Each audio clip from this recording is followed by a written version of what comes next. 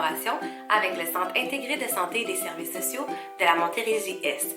Pour en connaître davantage ou pour visionner les autres capsules, rendez-vous au www.meva.ca. À bientôt!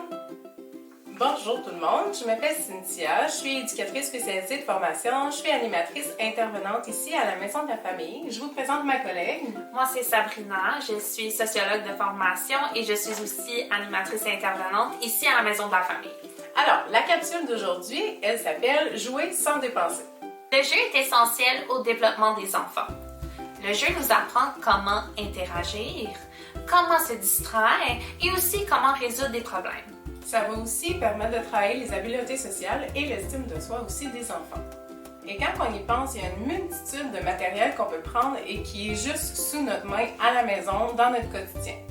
Bien évidemment, il faut aussi s'assurer que ce qu'on met à la portée des enfants est sécuritaire. Mais comment faire? L'une des manières de jouer sans jouets est d'utiliser l'environnement autour de nous. Donc, ça peut être ce que nous avons à l'intérieur de la maison, comme des meubles, des couvertures, des coussins pour faire des cabanes. Ça peut aussi être ce qui se trouve à l'extérieur, comme présentement la neige, ou bien ça peut être des branches, des feuilles et même des roches. Aussi, on peut proposer des objets du quotidien. Il y a aussi, si vous avez des vieux vêtements ou des vieux bijoux, ben, ça peut permettre à l'enfant justement de prendre ces accessoires-là pour se déguiser. Ensuite, vous pouvez prendre des journaux, au lieu de les jeter à la récupération, vous pouvez justement le donner à votre enfant pour qu'il puisse se pratiquer à découper. Et ensuite, il y a tout ce qui est des bols plastiques, les chaudrons, des spatules en métal. Ça, les enfants aiment beaucoup ça, faire de la musique avec ça. On peut aussi utiliser du matériel recyclé que peut-être vous n'aviez pas pensé à utiliser autrement. Comme par exemple des morceaux de carton qui peuvent être utilisés pour faire des petites maisons ou bien des automobiles, des bateaux. On peut aussi utiliser des petits pots de yogourt qu'on peut utiliser comme petits tambours ou bien pour mettre de la peinture dedans pour une autre activité. Il y a également la possibilité d'utiliser des bouteilles en plastique si vous en avez encore. Vous pouvez faire des maracas avec. Ensuite, il y a aussi tous les bacs sensoriels. Les enfants aiment beaucoup ça. Comme par exemple, vous pourriez faire un bac sensoriel avec la neige dehors, vous pourriez faire un bac sensoriel aussi avec tous les éléments de la nature, des feuilles, des branches, des cocottes. Ensuite, vous pouvez aussi en profiter pour tout ce qui est aliments secs, que ce soit du riz, des lentilles, du macaroni. Les enfants aiment beaucoup ça, jouer là-dedans.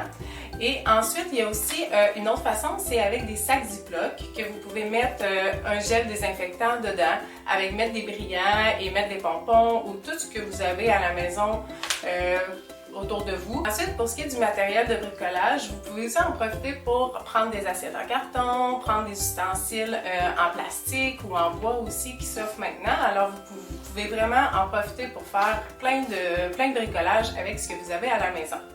Finalement, l'une des valeurs importantes de jouer sans jouets est que c'est économique. Donc, ça apprend aux enfants comment prendre soin des objets. Ça laisse aussi aller leur créativité.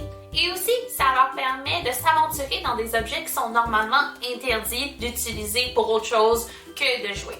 Ensuite, il y a l'importance du jeu libre et du jeu seul. C'est super intéressant parce que dans la vie de tous les jours, je sais qu'on veut en profiter pour justement jouer très souvent avec les enfants, les stimuler, mais c'est aussi très important de leur laisser libre cours à leur imagination et justement aussi à s'occuper seuls. Ça aussi, ça s'apprend. Bien évidemment, je suis très consciente que vers 2 ans, demander à un enfant de jouer seul pendant 10 minutes, c'est peut-être beaucoup trop. Par contre, ça s'apprend, on peut y aller graduellement, on peut y aller un petit 2 minutes, puis après ça, une semaine après, on peut augmenter un peu le temps. Fait que ça aussi, ça va permettre à l'enfant de découvrir leur imagination, leur estime de soi et avoir de l'autonomie également.